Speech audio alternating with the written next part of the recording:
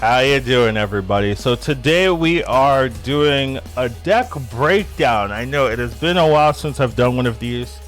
Just going through old videos, seeing like which ones make sense to continue, and usually it's just because like I felt I've covered a lot of the decks in the game, but there's been some new ones since the last time we checked. So let's get started.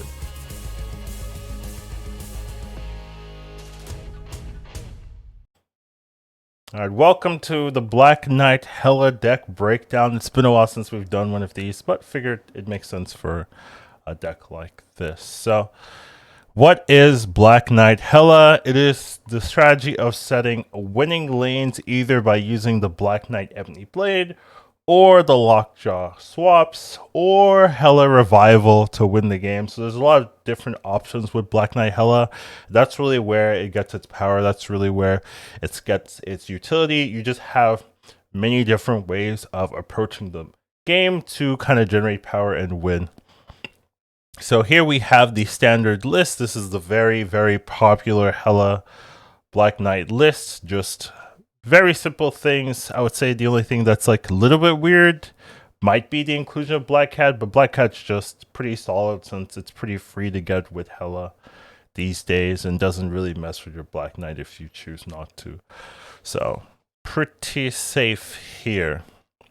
So going through some of the core cards, we have Black Knight. So this is one of the main pieces. This lets you generate your Ebony Blade, and it just combines with huge discounts to have this huge uncounterable tempo card. So with Black Knight, you get Ebony Blade. So with some of the discard options, you can really target what you're going to discard, and Ebony Blade just lets you get a 420, a 414, 412, things like that. There just can't be Shang-Chi'd, can't be Valkyrie'd, can't be Shadow King'd, easily at least. So just a very safe card to play in the mid game that's hard to deal with. Next up, you have Lockjaw. So this is just another core piece that allows you to get your expensive cards out. So even though you have Hela to pull out your cards, that's really not the main way of getting most of your cards out. There's a lot of different ways to get them out. Lockjaw being one of the key ones, just shuffling and flipping until you get the ones you want. So pretty good there. Hela is also just another way of doing that. You have a couple of discards. It's not a full discard deck, but you do have enough ways of getting targeted discards for the key big units that you want. Then Hela can bring it back into the board. Next up, we have Dracula. It's just another way of utilizing the fact that we have high power cards in our deck. So if you top deck any of these high power cards, you can just mill the rest of your deck, try to get these big hits with Dracula. And it's a generally safe way of doing that, since it's sometimes hard to counteract a Dracula point gain at the end of the game. And next one we have is Jubilee. This is another way of getting big cards out. This is the main focus of the deck. We're getting big cards out on the board. Jubilee pulls out your key pieces. Can also pull out key cards like Hela later if you are trying to fish for that type of end game. So just a pretty safe card in that particular game. Also, pulling out Hela early is not the end of the world, because this isn't a full Hela deck. You can definitely win without playing Hela at all. So because of that, even if you pull it out, it becomes a 4-7, which isn't that good. Usually maybe you'll have Black Cat already built, so it might be like a 4-16, which is generally very good. So even the early mills are not the end of the world. And then Infinite, I would say this is the best payoff for all of your pulling cards, Ebony Blade, Lockjaw, Hela. It just creates these large lane suppressors, especially combined with Ebony Blade. It's just so hard to deal with such huge tempo. So next up, we have the early game setup. So these cards are just what you're going to use in the early game to set up your combos. Gives you a reliable game plan. So you usually want to have a couple of these set up so that you can go into the mid game feeling safe, having a game plan, trying to maneuver into the end game. So that's either having your blade, your Black Knight with your blade combo, you can mill targeted. Your Lockjaw can also just fish out something, gives you a little tempo play to work with. And then Lady Civ, once again, just like Blade, can target a key big unit and then just have that set up for your mid to late game. Next up, we have the mid-game tempo generators. So these cards generate large and safe, quotation marks, high-powered plays for your mid to late game. So these are just going to be your blade. It's your key one. This is the most important one. If you can get this blade down the board, you're probably in a great spot. Then you have Dracula and Jubilee. These are cards you can just play out on the board for tempo. Hope you hit something good either at the end of the game or with the Jubilee. Hope you hit a key card that can apply pressure at the cost of only 4 energy.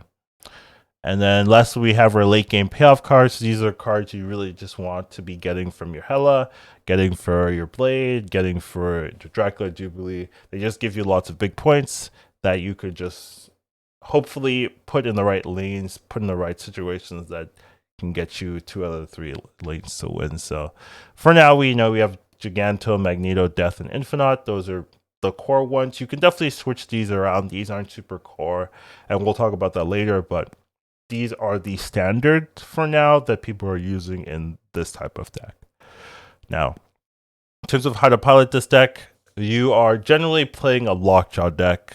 In essence, most Lockjaw decks have this kind of curve where they don't have a lot early game, and they're really heavy skewed into the late game. Because you are a Lockjaw deck, there's not a lot you want to do early. Some things you might see is people playing their Black Knight turn 1. You really never really have to do that because you can always just play on turn 2 if you're trying to get an early Black Knight. If you are just playing it early, it opens you up to Killmonger, opens you up to Elektra. You want to make sure that if you're playing your Black Knight, you have a pretty targeted discard. So unless maybe locations affect your game plan, you really want to be making sure that your Black Knight is going to be getting you the Ebony Blade when you play it. No. You usually want to set up your Black Knight for the Blade or Lady Civ activation. So if it is Blade, you can play both on turn 2. If it is Lady Civ, you do have to play the Blade either turn 2 and then try to trigger it turn 3. I got a call, so that's going to be in the video. What are you going to do about it? Keep in mind, Black Knight cats can also activate Black Knight if you're not careful. So the Black Cat can activate the Black Knight. Just generally, if it will mill at the end of the game or the end of the turn. So if you play Black Knight turn 2, you top deck your Black Cat, it's going to mill the Black Cat. You'll have a 4/9 Blade, which honestly isn't that bad, but there's way higher payoffs, so people don't like doing that. So just be careful about that. Lockjaw wants to be followed up with Jubilee, preferably, but generally, even Blade or even Black Knight, if it's too late in the game, can just be a mill target. So you definitely have those options. But Lady Civ as well, you can just shuffle your discards if you want to try to discard more than the original amount. You can just keep trying to shuffle them over and over.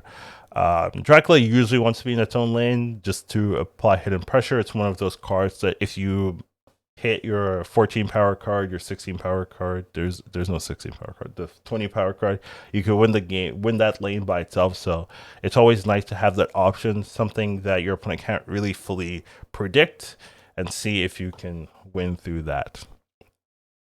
Ebony Blade can be freely played and at will with high tempo spots. Since it has very tough time being counted, you have to like Enchantress it or something like that, and then follow up with a Shang-Chi. Usually if you want to take or deal with the Ebony Blade, it costs too much resources to realistically do that and feel like you have a good chance of winning the other lanes. So it's usually not something people will try to do, but it is something that can happen. It's just not something common.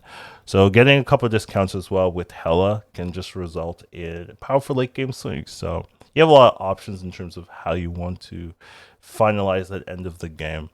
Now, something to keep in mind is you don't need Ebony Blade to win. That's something that people tend to be afraid of if they're playing this type of deck. They don't get the Ebony Blade combo and they're like, oh, I'm screwed. No, you can definitely win with just Lockjaw. You can definitely win with just Hela. It's harder for sure, but it's not like, oh, I don't have the Blade, I lose, right? They each provide their own win conditions, and that's why this deck is popular. That's why this deck does well, because it's not reliant on just one combo. It's not reliant on just even 2 combos. You have lots of other ways to apply pressure on the board So even though Blade is what kind of made this deck popular, made this deck pop, even without a Blade, you can run this deck without Blade, and it will be worse, but it's still functioning. It still has its moments. So it's just something to keep in mind. It's not, oh, I need the Blade to win, or oh, I need Hela or Lockjaw to win. It's like, do I have enough power with this set of cards in my hand? Yes or no, right? And then maneuver from there. Now, in terms of like something to always be considering, you have to be considering cards like Shang-Chi in the matchup, since this deck doesn't really run armor or any or Kyra. You can run like a Kyra version, things like that, but the traditional version of this deck doesn't run that. So you are weak to Shang-Chi if your Lockjaw pulls out your Infinite and you don't have like any other kind of pressure points there. So you just have to be considering that if they Shang-Chi you, what do you do? Things like that. So it is one of the ways to get caught off guard, and it's something you want to keep in mind. But you do have answers, right? Ebony Blade and Dracula work well into those setups, so that's why this deck has a lot of power, because you can play Ebony Blade, you can play Dracula, not care about their counter tools, and then follow up with the Hela or the real Lockjaw discards in the later stages of the game when it's uncertain. So here we have some of the powerful plays. The Black Knight into a discard into Infinite discard. You get a 420 blade that can't be Shang-Chi'd. Like, it's just very oppressive, honestly. Those are the games where people leave because they can't deal with you at all. Like, what are you what are you supposed to do? Then you have the classic Lockjaw Hela combo. The Lockjaw into Jubilee into Infinite, just classic kind of power. And then you have the Hela. Since you're running Black Knight Cat is pretty easy to just trigger, so you can very easily, especially with Lady Civ as well, hit death. So it's not uncommon to have Hela with Black Cat death. Plus probably another thing as well that's going to be 27 power or more depending on what's going on. So you could see this deck has a lot of ways of just outputting tons of power pretty cheaply as well. So that's really where people like to have that option and where the power comes from. Now, in terms of flexible spots in the meta, the deck is flexible in an inflexible way, in that your discards and your discard options can change. So you don't have to play Lady Civ, you can play other things, Moon Knight, Silver Samurai, whatever. And then whatever you're pulling as well from your discards also can change. It doesn't have to be Magneto, could be Hulk, could be whatever, right? So those are more flexible, but the inflexible kind of options are more the tools to generate these kind of discard tools. You need Hela, you need Lockjaw, you kind of need Black Knight as well. So even though you can kind of mix and match what you're discarding with and what you are discarding, the general core pieces are not really flexible. Now, in terms of flex spot options, right? There's a lot of different ones. There's a couple different ones, right? Big cards, Scar, Blob, She-Hulk, Hulk. Those kind of things are pretty good. In terms of discard, you have Moon Knight, Gambit, Silver Samurai. There's more than that as well. Ghost Rider is also a pretty common tool if you don't want to be fully reliant on just Hela. You can also just use Ghost Rider as well. And then Kyra, if you want to protect your big cards, if you don't want to be that weak to Shang-Chi, you can play Kyra as well. It is going to make you have less options in terms of the deck's pretty clean and all the pieces have their own place. Kyra, you'd have to replace something, and that's where the difficulty lies. People are having trouble with that. And then you can run your own Shang-Chi. You can pretty much play Shang-Chi in any deck these days, and it makes some sense. So you could do that here as well. Now, in terms of core card alternative options, I kind of already talked about it. What you do need Black Knight and Lockjaw Hela. You can build a Black Knight deck without Lockjaw or Hela, but they are a different. I would consider them a different archetype that requires a different play style. That requires like a different like how to pilot if I were to make that. But you can do that, and you can definitely also play without Black Knight. But once again, that's also a different ish. It's more similar to this playstyle compared to the one that's only Black Knight, but it is different. But in terms of like this particular video, this particular archetype name, you do need the Black Knight, you do need the Lockjaw, you do need the Hela. Now, when to snap, I would say 20 power Ebony Blades. Honestly, I could have said like 12 to 20. I think if you have Ebony Blade itself, it's just very good because there's no counter tool. Like there's no easy way to counter that card.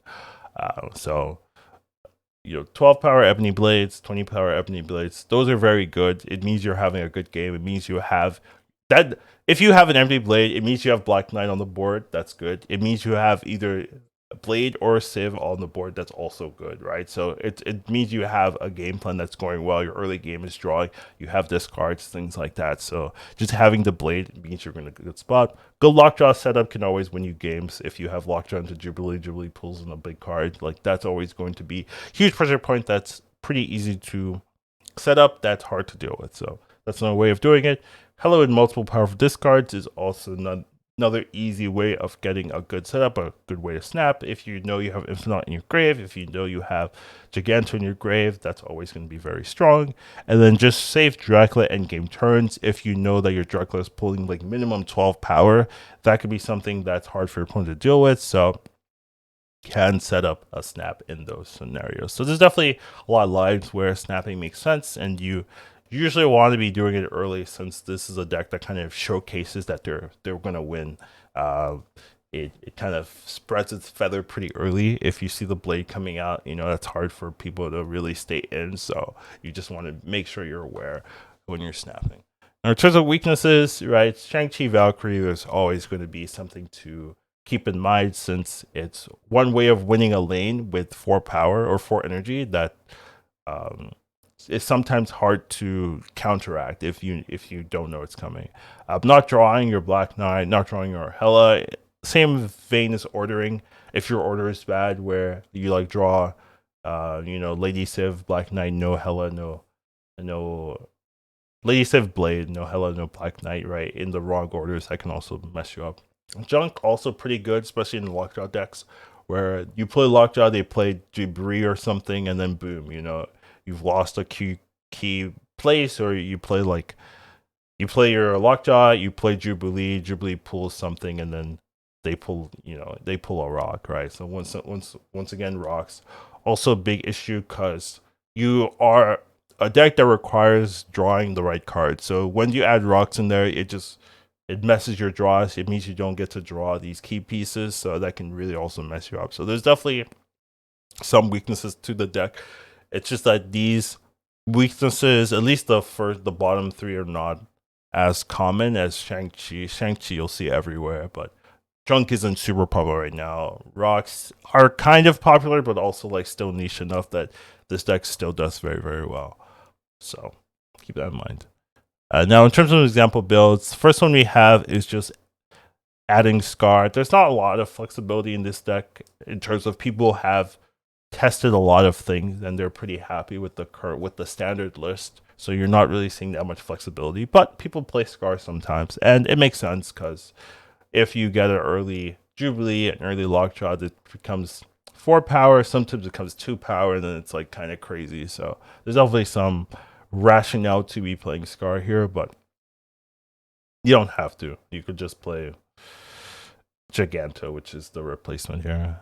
Next up we have is adding Ghost Rider. Is this only change? Once again, a small adjustment if you want to do that kind of thing. It means that you're not fully relying on Hela. You can generally just play Ghost Rider itself. Ghost Rider can also be milled from Lockjaw, so you can double dip if you're lucky, get 2 Ghost Rider procs. So there's definitely some power there. Ghost Rider is a fun card. People like it. So yeah, something to consider if you want to do that. Next up is a version without Lockjaw or Hela. So I just wanted to throw in something here. I would say that it plays super differently, and you can't really take the advice of this video for this type of deck. But always in these videos, I always get, what if I don't have the main card that's core? Like and I'm like, wow, you're out of luck. But here, you can definitely play a Black Knight without some of these core cards and still do well. So just wanted to showcase that here. Next up is another version of the same list, right? This one has Sarah. This one does not run Sarah. So here you'd have to kind of Ghost Rider the Sarah if you want to ramp it. This one is not. A little bit more traditional, a little bit more normalized. You run Shang-Chi yourself.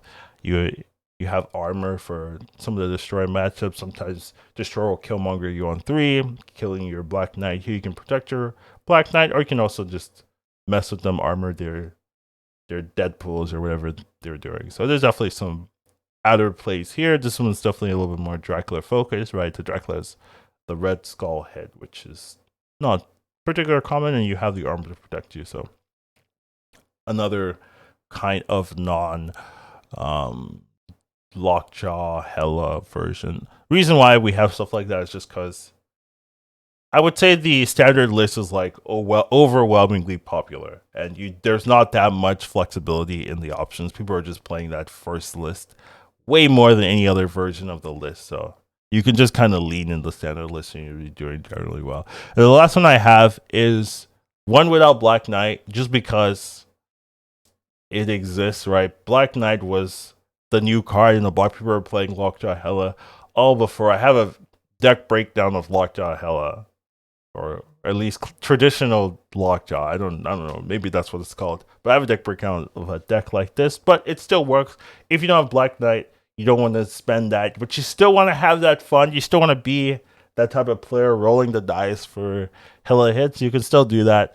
You're really not changing much. You've taken that standard list. You've just replaced Black Knight with Ghost Rider. That's like the only thing different here, and it still works perfectly well. So that's just the kind of things you can do. So I would lean there, and I would kind of think that if you want to try the deck and see if you like it, and then see if you want to buy Black Knight off the token shop, you could definitely do something like that. So yeah, overall, that's the deck breakdown for Black Knight Hela. I haven't done these in a minute, but I thought it would make sense since it's a pretty popular deck, and I haven't done a deck breakdown for this particular one. So yeah, take care. Hope you guys have a wonderful rest of the day, and I'll see you in the next one.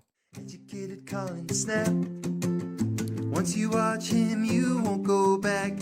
He'll teach you to marvel snap. Your skill